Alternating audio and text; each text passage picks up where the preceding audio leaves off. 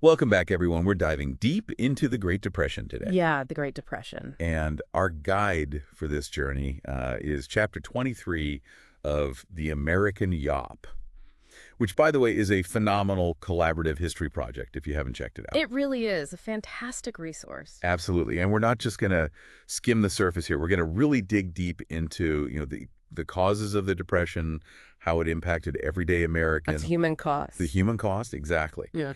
And maybe even more importantly, how the government responded. The successes. The successes. The failures. The failures, the whole 9 yards. We're going to try to unpack all of that. It's like we're historical detectives in a way. I like it. Trying to piece together what led to this massive societal upheaval, because it wasn't just about, the stock market crashing or just economics, right? Right. It really shook the very core of what Americans believed about, their country. Absolutely. And I think for anyone alive today, it's almost impossible to look at that iconic photograph, Dorothy Alonge's migrant mother. Oh, yeah. And not feel like a connection to that era's uncertainty, that image, the worry etched on her face. The children. The children clinging to her. It transcends any sort of textbook narrative, It humanizes it. It humanizes it. Yeah. It reminds us that behind all the statistics and all the policy decisions, there were real people whose lives were just completely turned upside down. Absolutely. So let's set the stage a little bit. The 1920s, often called the Roaring 20s, Right. It was a period of economic boom. On the surface. On the surface, right. So was it all just a facade? Was there something else lurking beneath that exuberance? Well, the chapter argues that the 1920s, while seemingly prosperous, were actually hiding some pretty deep-seated issues. And one of the biggest red flags was this growing gap between the rich and the poor. Yeah, the inequality. The inequality, yeah. By 1929, the top 1% of Americans, get this, controlled like a third of all the wealth. That's a staggering statistic. And it wasn't just that, the rich were getting richer. The chapter also points out that during the 1920s, while average income did rise, it rose much faster for the wealthy. Right. So you have this even greater disparity. This huge imbalance. Yeah. And that brings us to the second major problem, which is declining demand.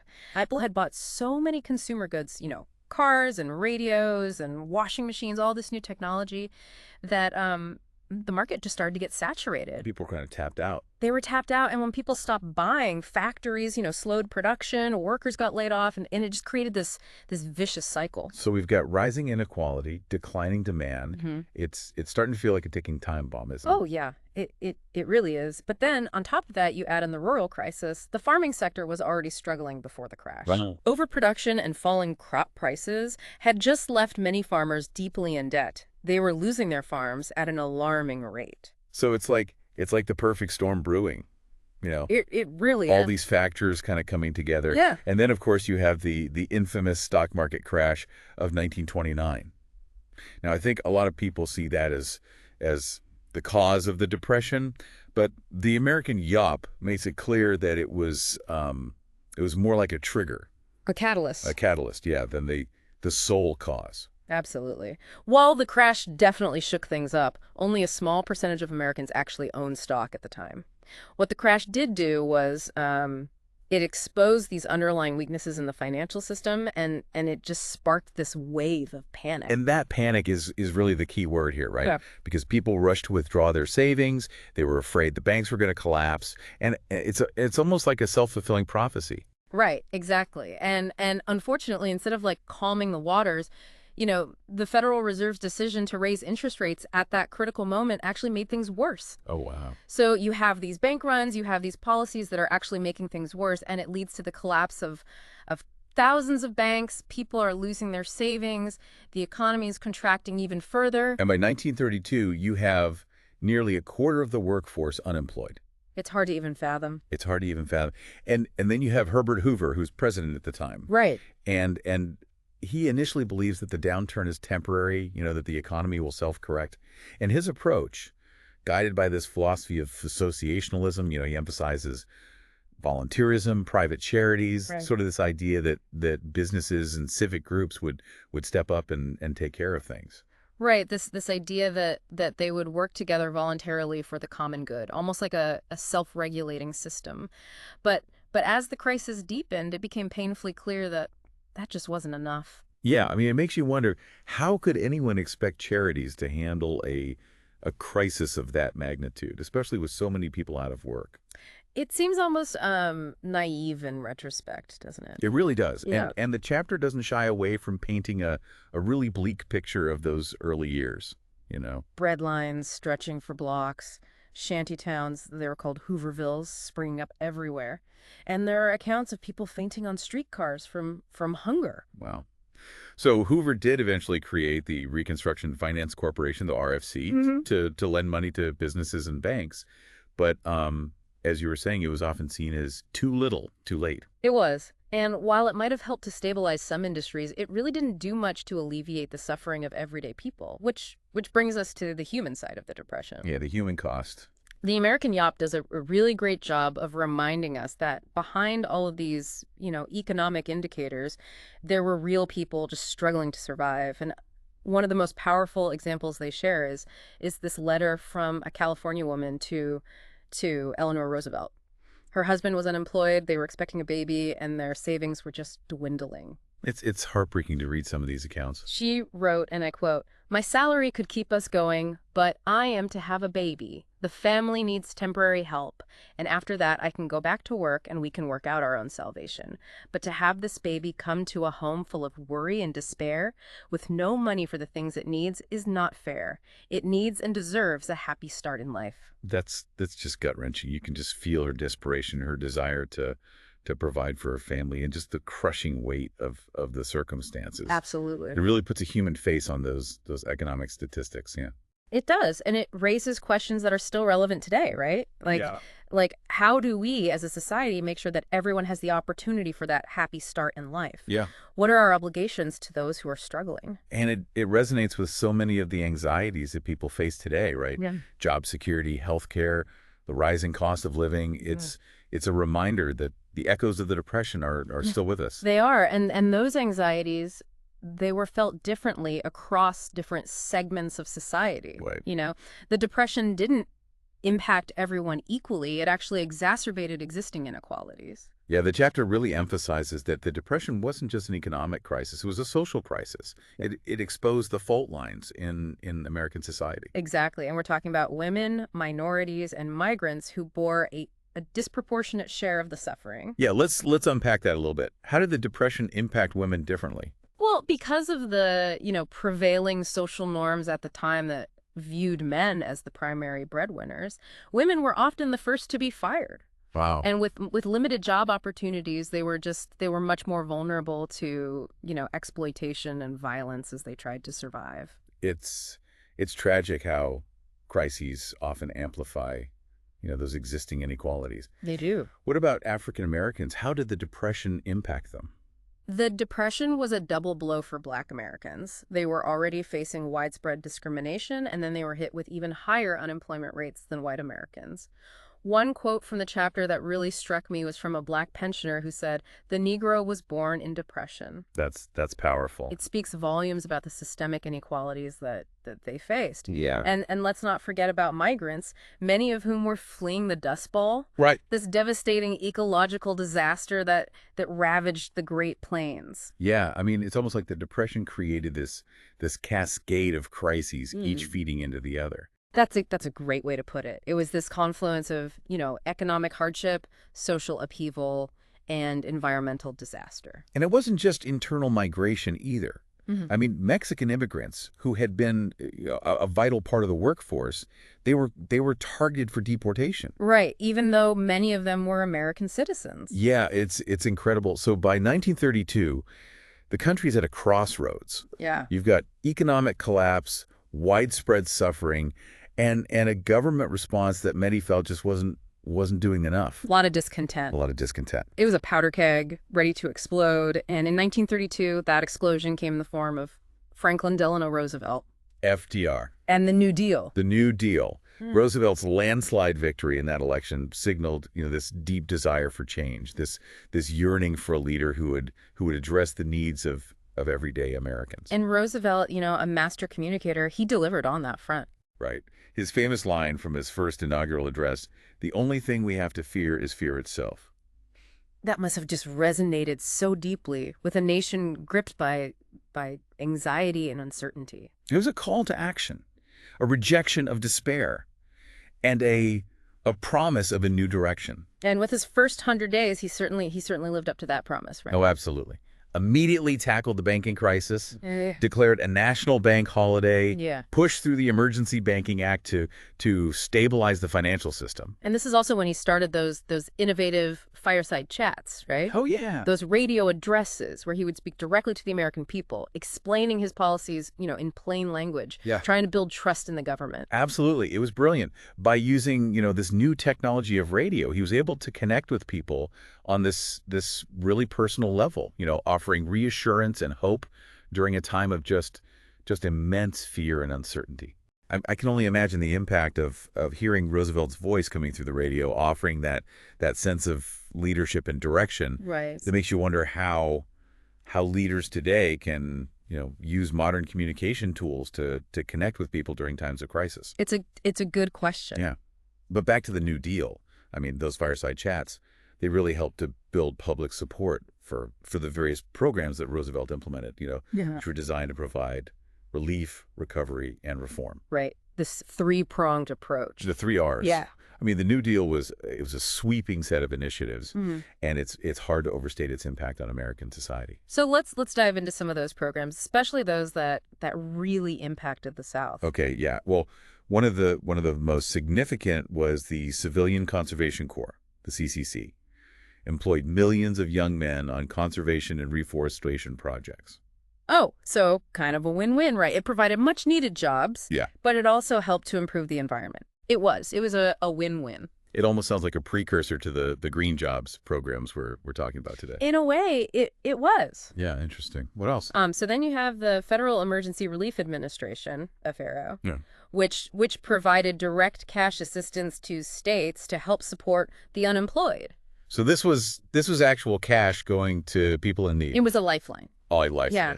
And then you have the Tennessee Valley Authority, the Mm. TVA, Yeah. this massive project that built hydroelectric dams along the Tennessee River. The TVA, yeah. Hmm. Brought electricity to rural areas, controlled flooding, created thousands of jobs. It's a classic example of government intervention, actually leading to positive change. Absolutely. It showed that the government could play a role in regional development and actually improve people's lives in very tangible ways. Yeah. But it's important to remember that the New Deal wasn't a perfect solution, right? Of course not. I mean, some programs had unintended consequences. Right. Or they didn't always reach the people who needed them most. Right. And one example of that is the Agricultural Adjustment Administration, the AAA, Okay. which was designed to help farmers by, raising crop prices through reduced production. But how did that actually play out, especially in the South with its system of, landowners and tenant farmers? Yeah, that's a great point, because if you're paying landowners to reduce acreage, Mm-hmm. it could lead to the displacement of tenant farmers, right? It did. And the chapter argues that the AAA, while well-intentioned, sometimes actually reinforced those existing inequalities. Especially for black sharecroppers. Exactly, who were Yeah. already facing so much discrimination. So even with these programs that were seemingly beneficial, there were these unintended consequences that sometimes actually deepened, Yeah. those existing inequalities. That's the law of unintended consequences. Right, right. And it highlights the challenges of implementing these large-scale social programs. Absolutely. The New Deal was this bold experiment, and while it definitely had its flaws, it fundamentally reshaped the relationship between the American people and their government. Yeah, and that's a legacy that we're still grappling with today. They are. But before we get into that, let's talk about some of the other key New Deal programs, including the National Recovery Administration, the NRA, Oh, yeah. which attempted to regulate industry, set fair labor standards. Yeah. I remember learning about the NRA's Blue Eagle symbol, Oh, yeah. like a badge of honor for businesses that complied with the codes. Right. The NRA was certainly ambitious, but it ultimately faced a major setback when the Supreme Court declared it unconstitutional. Oh, wow. So, this highlights another challenge that Roosevelt faced throughout his presidency, Yeah. navigating this really complex political landscape, Right. and a Supreme Court that was often hostile to his agenda. Yeah, it must have been incredibly frustrating for him to have his plans, thwarted by the court. Oh, it was, and it led to one of the most controversial episodes of his presidency, the court packing scheme. Oh yeah, the attempt to expand the Supreme Court, right? Right, by appointing additional justices who would be favorable to his agenda. Didn't go over so well. It didn't go over so well, but interestingly, even though that plan failed, it seemed to send a message to the Supreme Court, right? It did, because they started upholding more New Deal programs. Including Social Security, Yeah. which has become, such a cornerstone of American society. It's hard to imagine life in America today without it. It is. But it's important to note that Social Security, in its current form, is the result of decades of adjustments and expansions. The program we know today is significantly different from the one that was initially enacted in 1935. Right. It's a reminder that policies aren't static. They evolve and adapt over time. They do. And speaking of evolution, the New Deal itself wasn't a monolithic entity, right? Yeah. I mean, it went through different phases. It did. Historians often distinguish between the first New Deal and the second New Deal. The first phase, from 1933 to 1934, focused on those immediate relief and recovery efforts, like the CCC and FRR. But the second phase, from 1935 to 1938, took a more ambitious approach, focusing on long-term reform and social welfare programs like Social Security and the Works Progress Administration, the WPA. The WPA, that was another massive job creation program, right? Yeah, it was. I remember seeing those iconic posters, images of workers building bridges and dams. Oh, yeah. But the WPA was much more than just construction projects. I mean, it employed millions of Americans in a wide range of fields, from construction and infrastructure to the arts and education. So it wasn't just about putting people back to work. It was about investing in the nation's human capital. Yeah. And cultural infrastructure. Absolutely. And it left a lasting legacy. I mean, think about all the public buildings, the parks, the murals, the literary works that were created by WPA artists and writers. Right. They enriched American culture. It's amazing to think that a program, born out of economic crisis could have such a profound impact on American art and culture. Yeah. The WPA wasn't just about, building bridges and dams. It was about building a sense of hope and purpose. Yes. during a time of despair. Absolutely. And it really laid the groundwork for future government programs that recognize the importance of investing in human potential and creative expression. It did. I mean, it seems like the New Deal was about more than just, addressing the immediate crisis. It was about reimagining the role of government, creating a more equitable society. That's a key insight, and it's why the New Deal continues to be such a touchstone in American political discourse. It represents this pivotal moment when the government stepped in to provide a safety net and promote social welfare. And it wasn't just the WPA and Social Security. The second New Deal also saw the passage of the National Labor Relations Act, also known as the Wagner Act, Right. which guaranteed workers the right to organize unions and bargain collectively. The Wagner Act was a game changer for the labor movement. It empowered workers to fight for better wages, working conditions, and benefits, and it led to significant gains for organized labor. So the New Deal wasn't just about, providing relief. It was about empowering people to advocate for their own rights and build a more just society. Absolutely. And it's why the New Deal is often seen as this pivotal moment in the development of the American welfare state. The idea that the government has a responsibility to ensure, the basic social and economic well-being of its citizens. Yeah, the concept of a welfare state is something that we often take for granted today, but it was quite revolutionary at the time. It was. But even with all these achievements, I mean, the New Deal wasn't without its flaws. Yeah. No, you're absolutely right. And it's important to acknowledge those shortcomings. As we discussed earlier, many New Deal programs actually reinforced existing racial and gender inequalities. Right. We talked about how the AAA often displaced black tenant farmers and how women were often excluded from certain programs. What other examples does the chapter highlight? Well, it points out that many New Deal jobs programs, like the CCC, were segregated with separate camps for black and white workers. And women, despite facing high unemployment rates, were often relegated to, traditional roles in programs like the WPA, like sewing and childcare. So while the New Deal undoubtedly brought about, significant progress, it also reflected the limitations and the biases of its time. It did. And that's why it's so important to study history, with a critical eye Yeah. to understand both the triumphs and the shortcomings of the past. Right. The New Deal is a perfect example of that. It's a complex legacy that continues to shape our understanding of government's role in society and the ongoing struggle for economic and social justice. Hmm. But before we delve further into those enduring legacies, let's talk about what led to the eventual decline of the New Deal era. Okay. Well, by the late 1930s, the New Deal was facing a number of challenges. Conservative opposition, both in Congress and on the Supreme Court, continued to mount. And in 1937, the Roosevelt recession, triggered by premature spending cuts, dealt a blow to the economic recovery and raised doubts about the effectiveness of New Deal policies. So a combination of political opposition and economic setbacks began to chip away at the New Deal's momentum. Exactly. And then, of course, you have the looming threat of World War II, which would fundamentally shift national priorities and ultimately bring the New Deal era to a close. But even though it ended, its impact continues to be felt today. Yeah, that's a great point. The New Deal wasn't just a historical event. It was a turning point in American history, one that continues to shape our political and social landscape. Absolutely. It fundamentally reshaped the relationship between Americans and their government, expanded the role of the federal government in providing social welfare, and left a lasting legacy of programs and policies that we're still grappling with today. So even though the New Deal era ended, its impact continues to resonate, prompting us to ask, what lessons can we learn from this pivotal chapter in American history? Yeah. And how can those lessons inform our approach to the challenges we face today? The Social Security Act of 1935, I mean, it's often seen as like the crown jewel of the New Deal, right? Yeah. Providing that safety net for millions of Americans.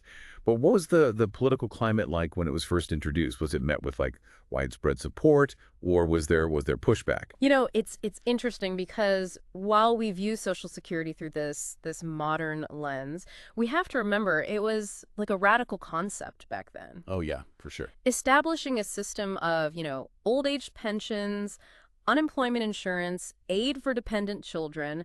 This was a huge departure from the prevailing philosophy of limited government. So it wasn't just a policy shift, it was a philosophical shift. Exactly. And it didn't come without its critics. I mean, some argued that it was too socialist, that it would create a culture of dependency, that it would, burden future generations. And these arguments, by the way, they're still echoing in political debates today. It's amazing how these same arguments about government overreach and individual responsibility are still, circulating nearly a century later. Yeah. But the chapter also points out that Social Security, while groundbreaking, wasn't perfect. It initially excluded certain groups, right? Yeah, it did. Unfortunately, the act didn't cover everyone. Domestic workers and farm workers were notably excluded, which disproportionately impacted African Americans and just reinforced those existing inequalities. So even this landmark legislation, aimed at providing a safety net, it still reflected those racial biases at the time. Yeah. It's a stark reminder that progress isn't always linear. Right. And even well-intentioned policies can have, unintended consequences. It's a valuable lesson to keep in mind, especially when we're, looking back at historical events through a modern lens, right? We can celebrate the achievements while also acknowledging the shortcomings. For sure. And speaking of shortcomings, while Roosevelt enjoyed this widespread support, he also faced criticism, right? From those who felt like he wasn't doing enough to address the root causes of the Depression. Right. He had to contend with opposition, not just from the conservatives, but also from those on the left who were pushing for more radical solutions. Right. And one of the most prominent figures in that camp was Huey Long. Oh, yeah. The flamboyant senator from Louisiana. The Kingfish. The Kingfish. Yeah. He had a real knack for captivating audiences with his fiery rhetoric and populist message. I mean, was he a genuine reformer, or was he more of a savvy politician, kind of exploiting people's fears and anxieties for his own gain?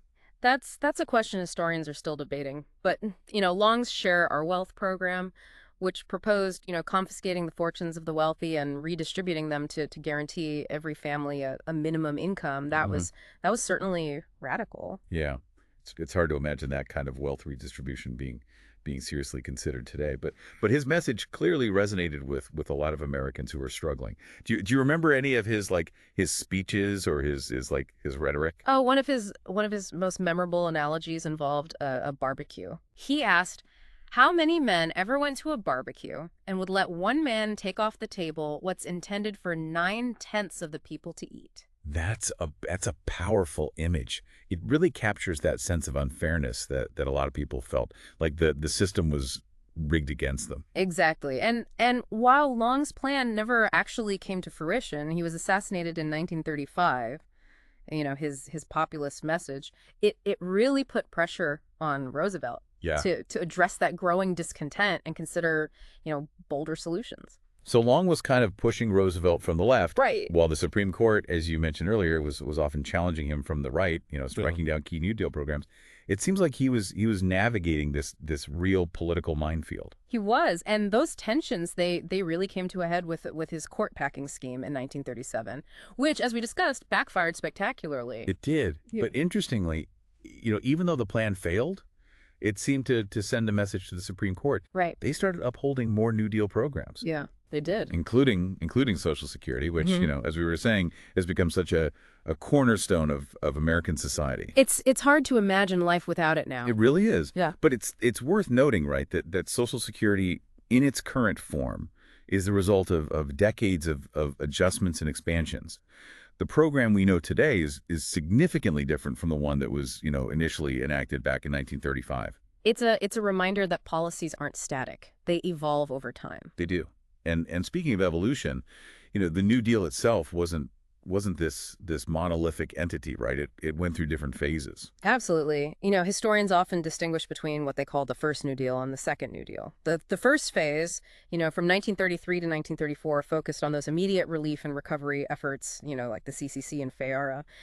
But the second phase, from 1935 to 1938, took a more ambitious approach, focusing on those long-term reform and social welfare programs like Social Security and the Works Progress Administration, the WPA. The WPA, yeah, that was another one of those massive job creation programs. It was. I remember seeing those iconic posters, with Yeah. the images of workers building bridges and dams and things like that. Yeah, but the WPA was much more than just construction projects. It employed millions of Americans in a wide range of fields, from construction and infrastructure to the arts and education.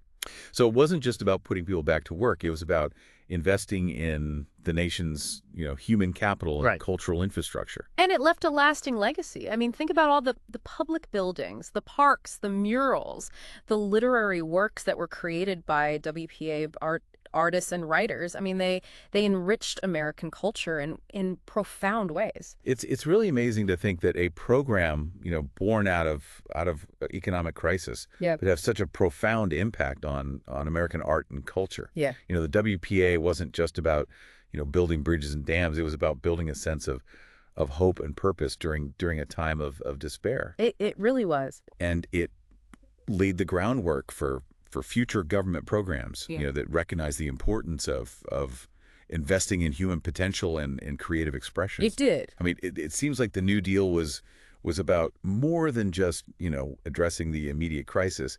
It was about reimagining the role of government, creating a more equitable society. And that's a key insight, and it's why the New Deal continues to be such a touchstone in American political discourse. It represents this pivotal moment when the government stepped in to provide a safety net and to promote social welfare. Yeah.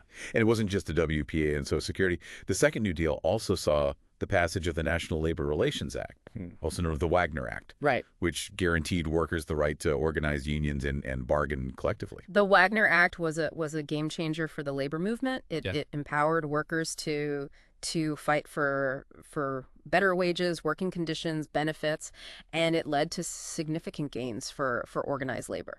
So the New Deal wasn't just about, providing relief. It was about empowering people to advocate for their own rights and build a more just society. Exactly. And it's why the New Deal is often seen as this pivotal moment in the development of the American welfare state. Yeah. This idea that the government has a responsibility to ensure, the basic social and economic well-being of its citizens. And that concept of a welfare state, we often take it for granted today. Right. But it was quite revolutionary at the time. It was. But even with all these achievements, the New Deal, Yeah. it wasn't without its flaws. You're absolutely right. And it's important to acknowledge those shortcomings. As we discussed earlier, many New Deal programs actually reinforced existing racial and gender inequalities. Right. We talked about how the AAA often displaced, black tenant farmers and how women were often excluded from certain programs.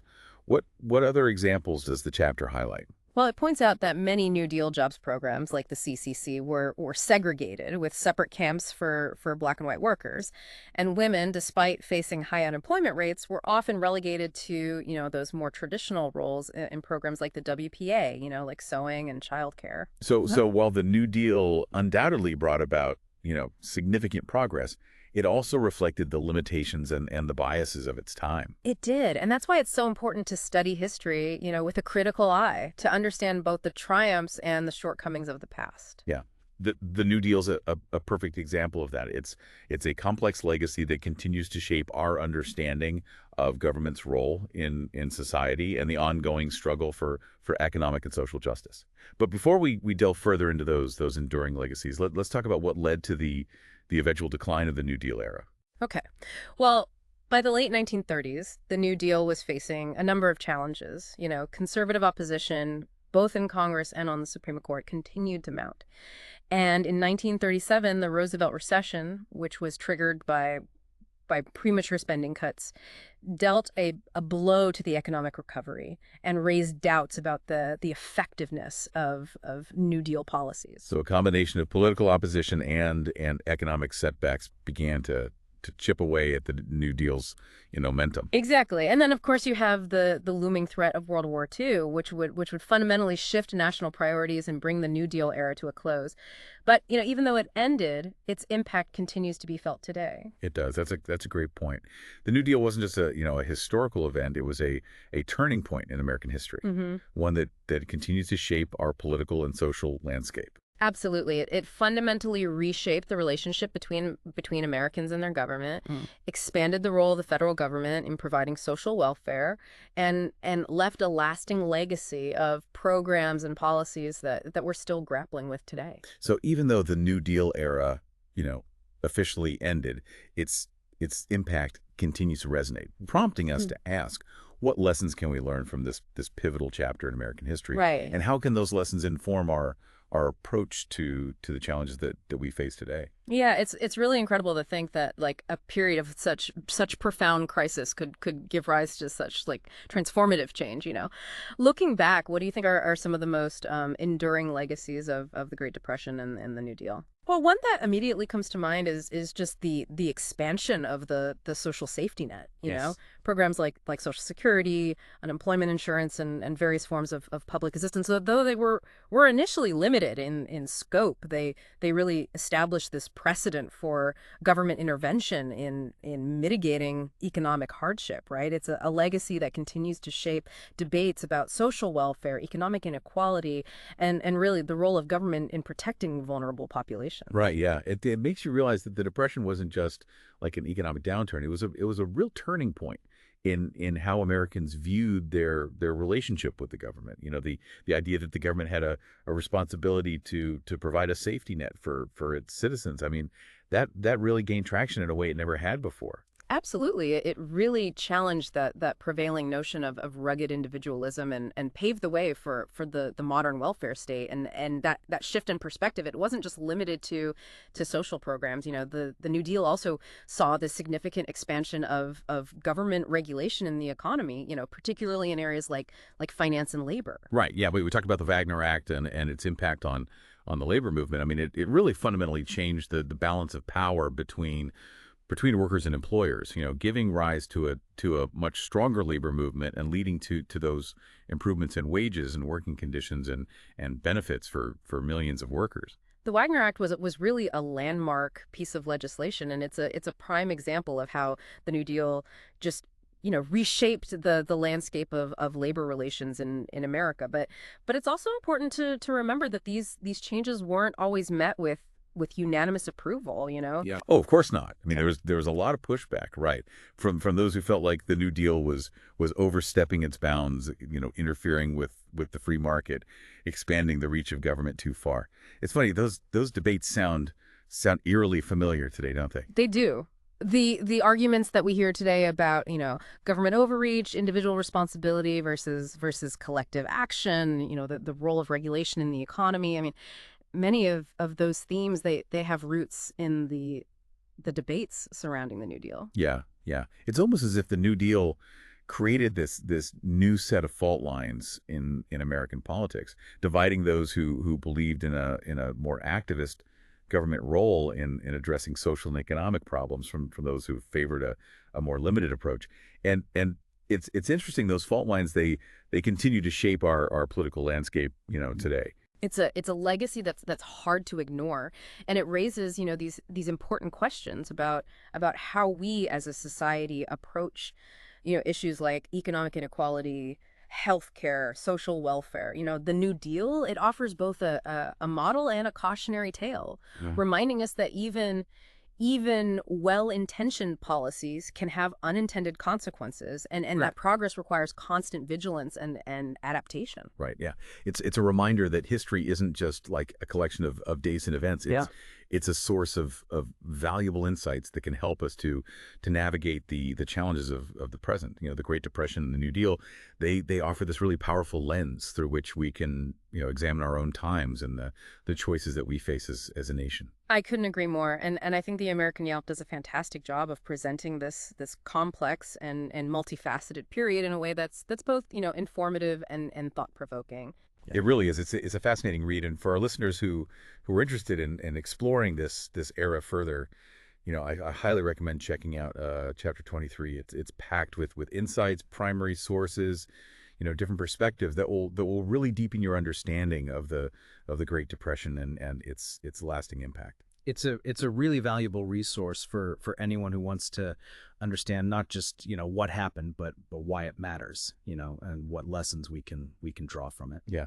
And on that note, I'd like to leave our listeners with this thought. The Great Depression, it demonstrated the devastating consequences of unchecked economic inequality and the crucial role that government can play in providing a safety net and promoting social well-being as we face the challenges of our own time. It's essential to remember those lessons and strive to create a society that is both prosperous and just. A society that prioritizes the well-being of all of its citizens. A society that learns from the past, not just to avoid repeating its mistakes, but to build a better future for all. Well said. Well, thank you for joining us on this deep dive into the Great Depression. Until next time, keep learning, keep questioning, and keep exploring the fascinating world of history. Yeah.